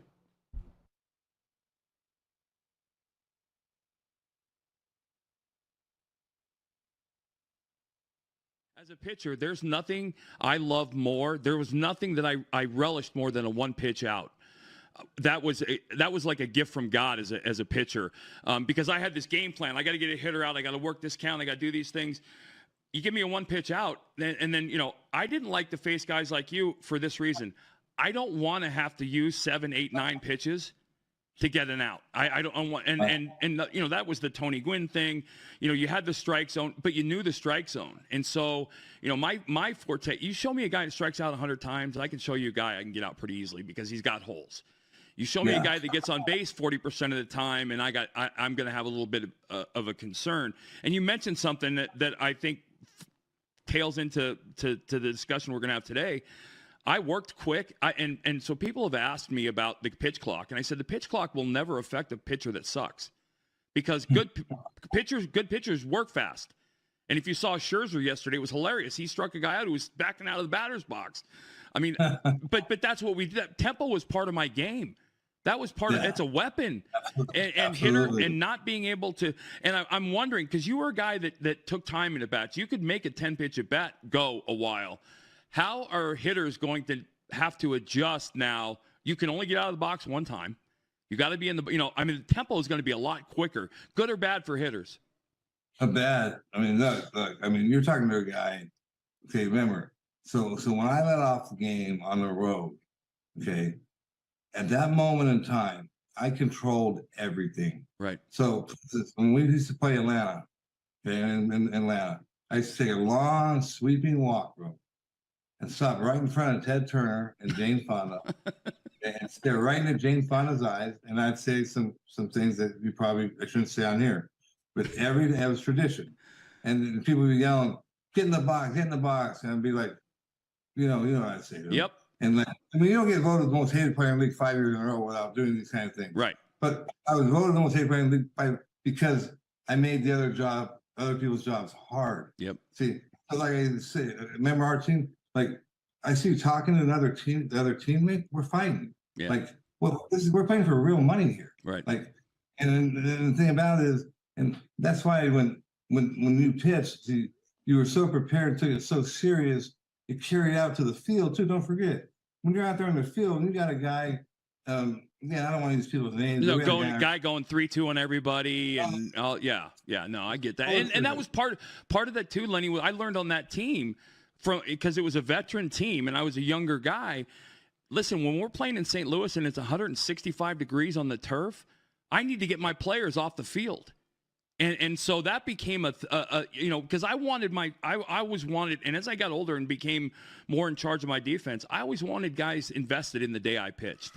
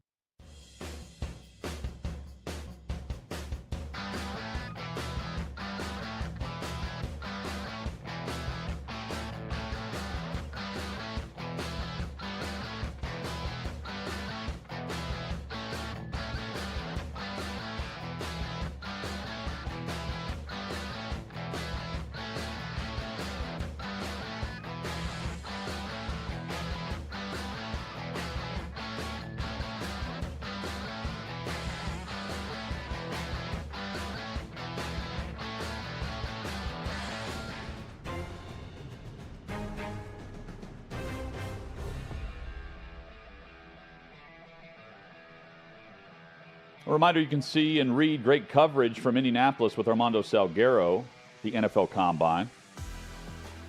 Not just players from college looking to jump to the pros. Coaches are wanting to do that too. The new article out, OutKick.com. Trey Wallace joins us now. Trey, we're going to have Dan Mullen on the show tomorrow to chime in on this as well. But in the new era of NIL and all the headaches involved with recruiting, the NFL model for coaching is far more appealing, even for assistant coaches right now. You know, it is, Chad, and I'm sorry, Jonathan and Chad, good to be on with you guys. And I spoke to numerous former, college coaches. I talk with NFL coaches currently right now, spoke with, they all didn't make the piece, but, we're seeing, 19 FBS assistant coaches left this cycle. That's up from 18 in last season, so 2022. We're starting to see a little bit of a trend, and it's either some coaches wanting to step away for a bit, or some coaches maybe trying to get maybe a faster track to the NFL. I think it comes down to and a lot of people will make the argument, and I agree with them on the argument that these college assistant coaches are getting paid a lot of money to do what they do. I will counter that and say, okay, not as much as non-Power 5, coaches, group of 5 coaches and going down. But I think right now it's kind of a way of life kind of situation. The recruiting calendar has been just completely flipped. I mean, you've added more stuff to it with the transfer portal that is going on, the 2 different ones. Now, with recruiting, I was even talking to Jason Brown about this from Last Chance U, and he was telling me about how JUCO has taken such a big hit right now because all these coaches are you're focused on the players that can help you right now, but then you're going after the 4 and 5 stars in high school recruiting. And guys, I just think digging a lot into it, I see it from some of the sides where there's a lot more that's been added to the plate, and I think that one of the biggest things I take away too, and I was speaking with T. Martin about this. It's not just everyday way of life. It's okay. Let's make up some time where we know that we're going to have that with our families, and we know that a way of life can be different in college coaching because there are times, where you look around the country and some of these guys are getting burnt out, Jonathan. So it was an interesting piece. It really was. Yeah, and I'm reading it, and for so long, Trey, that there were certain assistant coaches, especially that they were known as they're really a good recruiter. They're great in the living room. They're great at making connections and everything else. And I think about in the world we live now where anyone can just DM someone on Instagram or Twitter, and anyone can talk to any prospect at any school. Has that sort of diminished the role of the guy for years that we would say, hey, they've made great connections and they know all these people and they can get in the house with the family and they're really good in that setting, to the point where maybe that's not as much of a thing anymore because everyone is communicating electronically? I think, Chad, like you still have to have that closer on your staff. You still have to have that guy that can recruit these kids, can maybe not the guy that stays on the phone till 1 a.m. in the morning playing video games or whatnot and going back and forth, but you still got to have that, I in my opinion, a college football staff where, okay, you've got 10 on-field positions. How many of those are going to go to recruiters and how many of those are going to go to straight coaches in a sense? And I think there has to be a pretty decent split. I think when you look at it right now in today's age of college football, it's still about the building the relationships, man, when it comes to the high school. Transfer portal is different. Transfer portal, a kid enters and maybe you had a relationship somehow with that kid back in high school, or you went on a visit or whatnot with that kid. And, so there's a way to break the ice when it comes to a conversation. Transfer portal is easy. In a sense, okay, kid's going to take a visit. Okay, if they don't like it, blah, blah, blah, but they got to make a decision. And I think when it comes to the high school part of it, I think, you're having to build those relationships up for 3 to 4 years before the kid even steps foot on campus. And I think that's one of the big things when it comes to, the way that we have right now, structures and who you have on your staff. It's a lot easier to go to the NFL, and I mean this in a way of it's a lot easier to go to the NFL and knowing every day that you're going to go into the office, you're going to be working with professionals. You've got a GM that's going to handle roster management and the salary cap, which the salary cap in college football is now NIL. And you're not going to have a bunch of players coming up to you complaining potentially about, I'm not making this much money compared to this player or whatnot. It's a professional league. And that's what I hear from the NFL coaches that have been in the college ranks. It's that we don't have to deal with the drama every day. We don't have to stay on the phone till 1 o'clock in the morning, wondering if a kid's feelings are hurt because of a social media post. I think those are the big things when you look at family life and trying to do something outside of just coaching football. It'd be like, if with us, if we wanted to have a life, but we were going till 1 o'clock in the morning and we weren't around our families, you're not getting to see baseball games with your kid. Yeah, okay. The pay might be great and whatnot, but you still have to have a side life. And I think that's what this recruiting calendar and what's going on in college football right now, in my opinion, if you don't have the right head coach at your school that values that, I think it's getting lost. And I think that's why you're seeing a number of college coaches decide to try to move on. And let's talk possible solutions with this, because everything you bring up is certainly valid. You mentioned the NFL. They have their own personnel department. They have a front office that handles things with pay and salary cap and all of that. You've got Texas A&M, getting their hand bit back a little bit by the NCAA, but trying to partner their athletic association with NIL, where they can have a little bit more control over it. Trey, do you think, moving forward, we discussed this earlier in the show, but if every major college could have a personnel department, essentially, that runs NIL, where some of these collectives are swallowed up by the university and they're hired on by the university. Boy, that sounds like it would take a lot of headache away from the coaches who are building relationships with the kids and recruiting and just coaching them on the field. And then the moment they start talking about NIL payments or what they can make at the school, hey, let me transfer you over to Trey, who's in our personnel department, who will talk to you about all that, and we'll get you set up and squared away. Do you think we're headed towards that? I think I agree with you too. I think we are. And I forget his name right off the top of my head, and I can't believe I do. But LSU had a guy, I think he worked for Lane Kiffin, and they called him the GM of the program. And I think at one time Tennessee was trying to go after he's from the state of Tennessee. I'm looking up his name right now. I know exactly what you're talking about. Hold on and I'll find it. Young guy. Right, yeah. And that was his job, you know what I mean, is to try to manage the roster. I think when – you look at programs Austin nowadays. Thomas.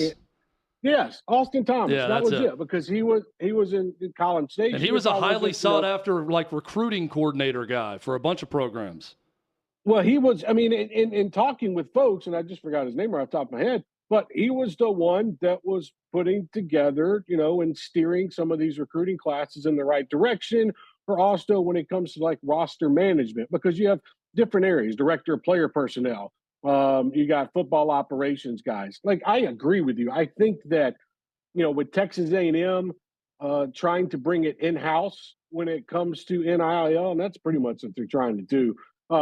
There's different ways you can go about that with fundraising and different ways you can go about that when it comes to coaches not having to deal with the NIL part of it, which technically they're not supposed to be doing anyways, but in talking with some of them, the first thing that some of these players want to talk about is, okay, well, listen, I heard my buddy who took a visit up there, that he was kind of promised this much amount of money. What can you guys do for me? And I think, it's gotten to a point now where you have a lot of coaches, and it's not just NIL, guys. It's the recruiting calendar. It's days off. It's staying at the office till 2 o'clock in the morning. And I know that they get paid a good amount to do it, but I think, the nature of the business is coming back and it's changed, guys. And that's why I'm very curious to see what this looks like in 3 to 4 years, especially when it comes to staffs and how they put those together. Trey Wallace with us from OutKick.com. Jalen Carter, of course, in the headlines yesterday where he turns himself in. He's released 16 minutes later. and booked and then released on bond, heads back to Indianapolis to finish off any of the measurements and weigh-ins and other things that he was doing there. But what do you make of the detail that he changed his story with police at 4:30 in the morning that, no, in fact, I heard the wreck, that the fatal crash that took the life of a former teammate and a former Georgia staffer, and then changes it to, yeah, I was riding side by side with him with my car. By the way, that's like the quickest booking I think I have ever seen in my life. Somebody can go in there, fingerprint, get a picture, do all that in the span of 15 minutes, and roughly, right back out the door. Yep. Yeah. So I mean, I guess he had a plan to get back to Indianapolis. Jonathan, it's a little bit wild that, and I give a lot of credit to the AJC. They have a lot of resources down there. They were able to dig into this, and people were wondering why, they were looking into the adult entertainment club that the kids were at and looking at surveillance footage and whatnot. They weren't really looking for surveillance footage of, per se, just where the kids were walking all the time. They were also looking for the vehicles because they had known something else had gone on. So credit to them. So I look at this right now. It's not a good situation, and the fact that the lie. Let's hit on that first. I can see where, whether you like this answer or not, that's up to you, and that's fine. But a young man who is in a traumatic situation that he saw his teammates crash into a house, whatever, if he was right there and he's a little frazzled, and he doesn't tell the truth at first. I can see that. I don't want to hold that against this kid for the rest of his life, that part. Okay. But I also look at the situation where comes back to the scene, discusses it, and then the police have spent the last a month and a half pretty much trying to decide if they were going to charge him, and I think it's because they finally had enough evidence when it comes to, here's the videos, here's him speeding and according to the report, racing the other vehicle down a back highway, and I know exactly where that's at, right outside the Athens area, and yeah, I mean it's kind of like a 4-lane type of area, so it has the opportunity. So I think that this is a horrible circumstance for Jalen Carter. The timing of it couldn't have been the worst for the kid. And I'm not blaming anybody for the timing. I'm just saying overall, I would hope that Jalen Carter, I know there were reports out there that are saying that he didn't let any of the teams know about this, the ones that he had interviewed with. I guess it would have been Tuesday night. Yeah. And even Monday, Jonathan. So if that's the case, and they asked him straight up, hey, man, is there anything in the past that we might need to know about? Like, is there anything going on? Like, because, guys, there have been rumors out there that something else was up with this situation, the unfortunate car crash that saw the loss of life. If an NFL team asked and he said, no, I don't know what you're talking about. Wait, I'm good. Then all of a sudden, Wednesday morning, AJC releases a report. 45 minutes later, the Athens Police Department issues a warrant for his arrest. And now you have to go. And Jonathan and Chad, you guys know how this stuff works at the combine. Now you got to go back in front of these guys for the next 3 days and be like, well, okay, yeah, I did lie. I did fib. I didn't tell everything that was going on. I'm going to be wrapped up in this for a while. Let's not forget something here. This is not just the criminal case that's going on. This is going to be most likely the civil case that's going to be filed against the University of Georgia by some of the family members in this case that he will be a part of. If he is tied in any direction to that accident, he will be a part of and have to testify and whatnot. I'm just out loud thinking here. And I think overall, unfortunately, he's going to be tied to this situation for the rest of his life.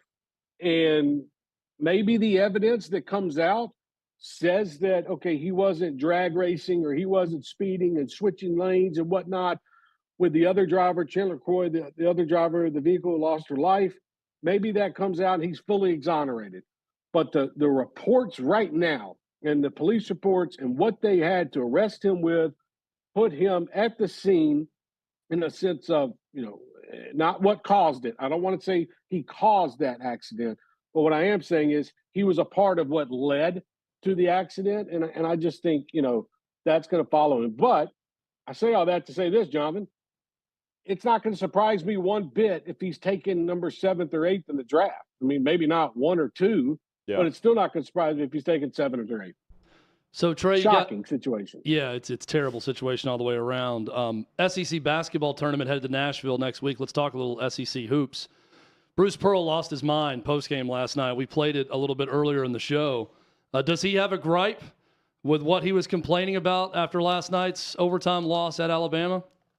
That was bad, man. That was some rough officiating. And look, it was rough officiating on both ends.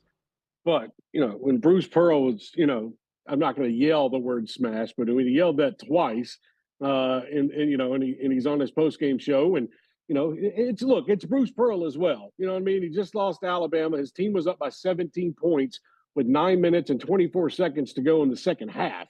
They blow the lead. They get beaten overtime.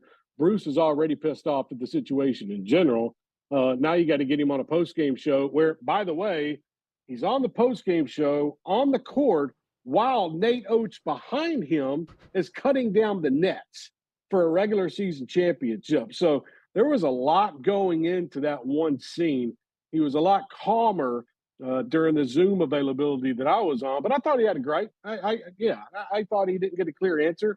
When it came to the foul call that led to the technicals and the dismissal of 2 Alabama players. And yeah, man, we're coming down the stretch here of college basketball, and his team is fighting to get in the NCAA tournament. And in my opinion, he's going to have to beat Tennessee on Saturday if they're going to chance at it. So, yeah, I mean, I think he had a gripe, but, that was a hell of a basketball game last night.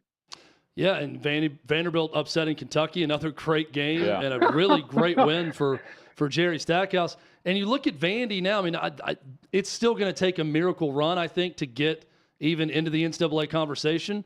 But, Trey, if they just avoid going to 2-15 LSU in the SEC and losing a week ago, that win over Kentucky probably puts them in that next 4-out type discussion, with what they've done. Just a crazy, unforeseen win on Kentucky senior night last night for Vanderbilt. Well, I mean, and you got the Tennessee win as well. Yeah, so a buzzer beater at home. If you win, I mean, they've won 7 out of the last 8 games, Chad. So if you'd have just beaten LSU, honestly, there could have been a scenario after that win last night against Kentucky where they could be part of the last 4 in right now. So, go take care of business on Saturday. And I think it was probably it would probably take Vanderbilt winning on Thursday and Friday to probably get in the NCAA tournament. Depends on who the game is. Well, here's the crazy thing, Trey. They may not play till Friday. There's a very likely scenario where Tennessee's playing on the road at Auburn in a must-win situation for Auburn. They may not win that game. If they lose, Missouri's got Ole Miss at home, that they would be a double-bye team. Kentucky could very well lose at Arkansas. Vandy beats Mississippi State at home. It is Vandy and Missouri with the double byes, and Kentucky and Tennessee playing on Thursday. And it's a weird spot because I think Vandy needs the extra wins. They almost need to play on Thursday of the SEC tournament and get another SEC win at that point, and then win on Friday and probably win on Saturday with whoever they play to get to the championship game to have a chance. I mean, Chad, you don't want to, probably as a Vanderbilt fan, they don't want to, but I think you're rooting for Tennessee to beat Auburn this weekend. You need extra opportunities to impress the committee. And it's look, it is so crazy that we're going into this last weekend and that 3-4 spot is still right there. If Texas A&M would have screwed up against Mississippi State, they'd be playing Alabama this weekend for a regular season championship. But they screwed up, they got beat. You look at Vanderbilt, 7 of the last 8. Tennessee's going on the road to Auburn, which is going to be a crazy environment, in my opinion, in a game without Zakai Ziegler, where they finally have to be like, okay, we don't have this guy. How are we going to play this now, with Tyreek Key or whatnot? So, they could lose that one. And then Vanderbilt could honestly slide in. And does that, would the committee be like, well, wait a minute. If Vanderbilt has won, let's just say 8 out of their last 9 games, and they got a double bye in the SEC, which was decently tough this year, should that be enough for them to get in just off that alone and maybe win that first game on Thursday? Like, I could see that happening. Like, I give credit, man. Like, they were ready to fire Stackhouse at the beginning of the year.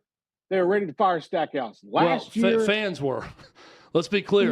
That university has never shown any. They gave him an extension before the season. Yeah, the fans wanted him fired. Let me rephrase that. The university would give him a 10-year extension after 3 games into the season if they could. But I'm saying the fans were all so.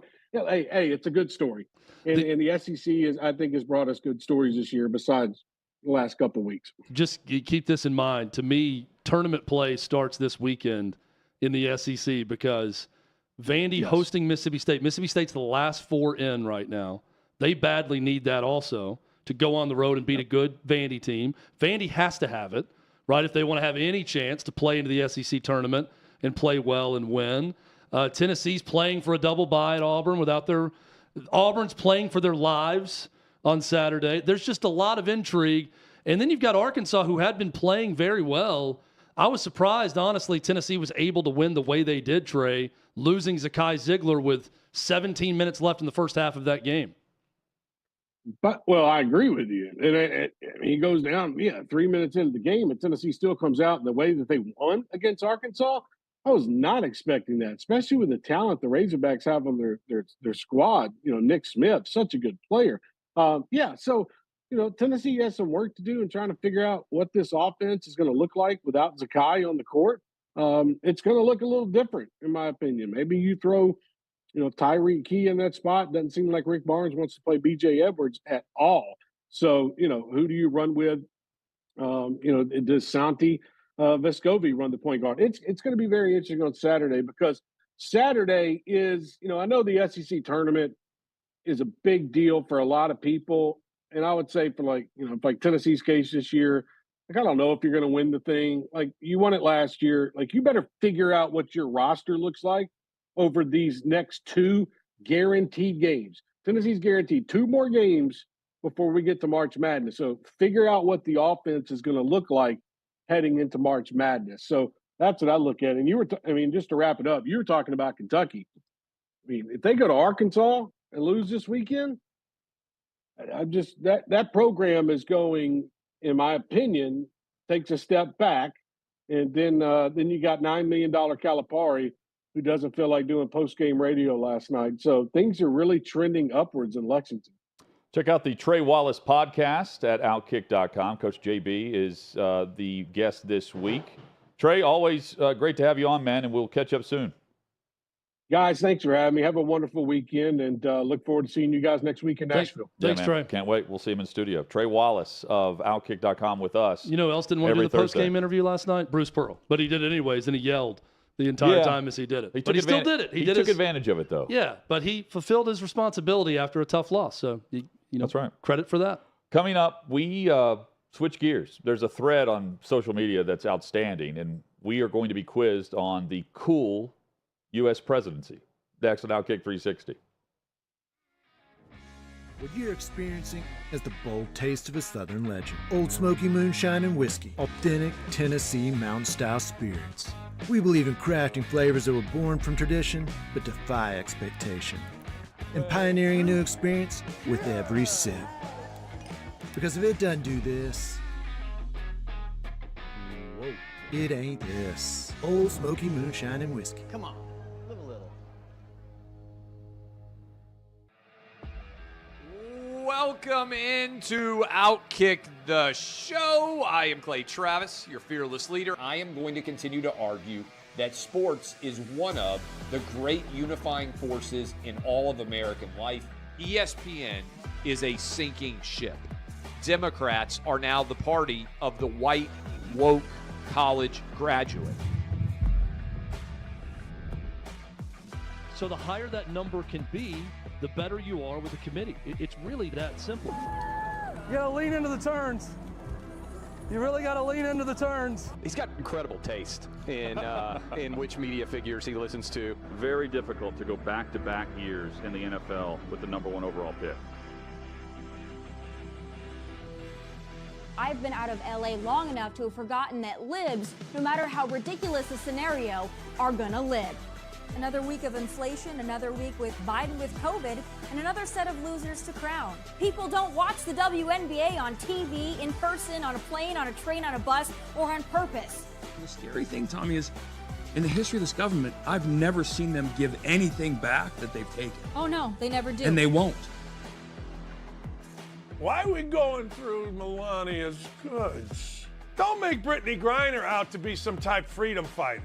Shouldn't there be a little bit of common sense? Let's roll them, big boy. What do you got?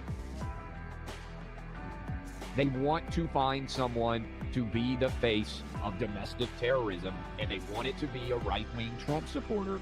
Don't let them entrap you into doing something dumb. But they were hyper-rational. They looked at the data, and they said it makes no sense for me to submit to this COVID shot mandate. Get the shot or you can't go to your brother's wedding. Get the shot or you can't go to your daughter's graduation. Get the shot or else.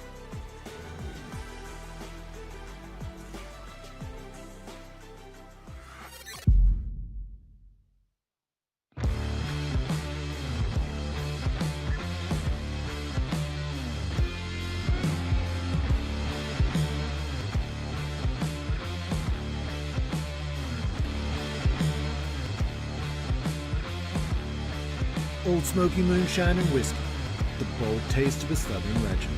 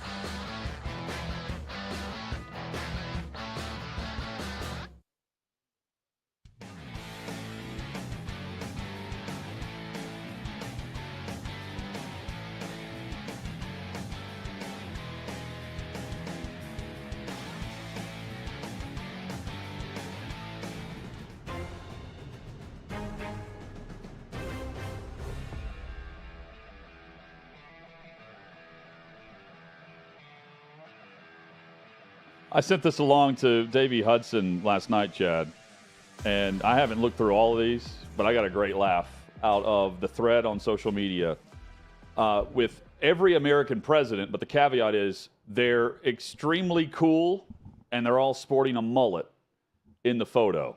So it's a throwback, and you have to figure out who's who and how they recreated the presidential portraits. I've only seen one, and I was impressed. Davey's picked out a handful of them. And Davey, I guess these are your favorites, right? Yes, that they are. So this is Bill Clinton, right? That is correct. The aviators with the hair gives it away, Chad.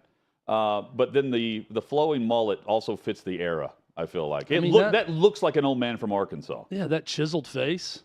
I mean, he looks terrific. He looks like he should be running Roadhouse in the movie. Like he's the one that actually owns the sole proprietor of that outfit. This is terrific. Yeah, so Cam Harless was the guy that put all these together, all 46 presidents. And so, yeah, we're going to start off with Bill Clinton, but then he was the 42nd president, just so you get a little fun facts out of this. But, Tyler, go ahead and let's go to the next one. Camaro hair there. Oh, Andrew Jackson. There you go. All right, 7th Chad, president. Your thoughts on the black hair with the burns with the tie, which we Well, I think that we've taken some liberties here because I had no clue when I first saw this that this could be Andrew Jackson until you said it. So if you could just change someone's hair color as to when they were president, then this really opens up some possibilities. Make him younger and cool, though. Right? Yeah, but to me, that looks very similar to You know what this Jackson. looks like? This looks like Daniel Day-Lewis portraying Andrew Jackson in a movie that I'm sure he went full method on and never broke character the entire time. The El Camino headrest there was the mullet, John. Member of the militia. What's next, Davey? All right, Tyler. Anybody have any clue who this is? Oh, my goodness. This is a hard one. Grant? Not quite. Okay. I have no idea. So we're adding beards now too, or was this the beard? No, this guy had a beard. Trust me. This is James A. Garfield. I don't know if he was that bald on top, but he definitely did have the full beard there. Look at the flow, Jack. James A. Garfield looks a lot like a balding David Reed. Yes, our good buddy is who this looks like when I first saw it. Should there be a rule that if you are balding this way, that you don't grow it out on the sides? You just go full head shape. You know, it's of the era, I think, right? Like if you're in the 70s, 80s, you got to grow a long flowing mullet to go with the balding hair. But I think now the trend is just shave it all off. I thought you guys were going to do like smash or pass for this. I mean, this one's obviously 100% smash, right? This would be yes, absolutely. There's a lot of machismo going on in this one, so yes, smash. I would call that the mud flap. Yep. All right, Tyler. This is a Kentucky waterfall. Wow. That we're looking at here. Yes, it is. I have no idea. It looks like who a this member is. of the Kentucky Headhunters. Is or it something. Taft? This guy was assassinated, not executed. He was assassinated. If that helps, I can get you down to 4. William McKinley? Oh, sorry, no. Garfield was assassinated. I apologize. This is Chester A. Arthur. Chester A. Arthur was not assassinated. Garfield was assassinated. That's why I went with McKinley next. I'm just going down the Chester list of A. Arthur, assassinated who presidents. was the only president to get stuck in his bathtub. No, that was Taft. That was Taft? Big William Taft. Arthur. What did Arthur do? Who died of? He's like poisoned. Like I ate think something that was- to poison himself. Is that Arthur? Yeah. Let's see here. This is just showing our lack of presidential knowledge now. We're confusing the Fun presidents facts. and how they died. We know the facts. We just don't know who they're about. Yeah, I think all 4 of But them were shot. If we're playing smash or pass, I'm going to go pass. Yeah, pass on one. this too. Yeah. It looks the like last Joe, one's smash. It looks This like is pass. the late great, may he rest in peace, Joe But- Diffie. But Chester did follow up James Garfield, so he was his successor. I just now learned that Joe Diffie's dead. So I'm Yeah, very dude. sad. He was like one of the first guys to go out with COVID. Yeah. R.I.P. Man. Rest in peace, Joe Diffie. Sad times. All right, one more. Who we got, Tyler? Oh, any clue? Is it JFK? Yeah, he Kennedy? was like, Kennedy, yeah. I mean, I think the early. Just going to sound weird. Billy but Ray Cyrus. Much harder of a smash on the actual version of JFK than this. This is the only one that's actually made the president look worse than he did. Yeah. JFK, a very handsome man. A little beaver paddle This back look there. has made it a little bit worse. So I'm going to go pass only because Yeah, I pass on this I too. feel like the exercise is to make them look cooler and better. And JFK as JFK look cooler and It's better. cool, yeah. They should have just left him alone, right? Yeah. And everyone else. Just added a mullet. Yeah, just add the mullet. We're going to retweet the full link. You can see all of the presidents, and it's outstanding. when you see them and you're really able well to done. analyze. Thanks for bringing that to my attention. Also, thanks for letting me know that Joe Diffie's now passed away. Yeah, we'll ruining my entire week. We're coming tomorrow. Join us for OutKick 360. And so I thank all of you. And I am because you are.